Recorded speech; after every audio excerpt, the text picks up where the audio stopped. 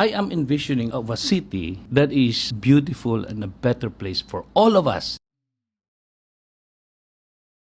Unsa pay imong plano nga nakita nimo karon nga panginahanglanon sa katawhan? Ang ako yung panglantaw sa Iligan because everything that you will do will be tailored fit to your vision, no? I am envisioning of a city that is beautiful and a better place for all of us. Ang atong lugar mahimo na lang ning better place kung walay mahabilin sa ubos. Kinahanglan saka ang tanan. How would we do this? There are things nga gusto nako nga mahimong priority nato sa atong local government. Number one, we should have a free college education for all. Out of 10,000, there are 8,000 are left behind. Let's give them a free college education. Number two, pabalay sa mga pobre. Number three, kinahanglan ang ato nga local government will use our resources para sa healthcare program. Number four, we have to support our farmers and the fishermen. Sila mo'y pinakaluoy. Dili sila equip sa ilang panagat. Wala sila tagay o insaktong suporta. If we can turn our farmers into business people, entrepreneurs, there will be a change sa atong agrikultura nga sektor sa Iligan. Ang importante gyud sa atong ekonomiya ron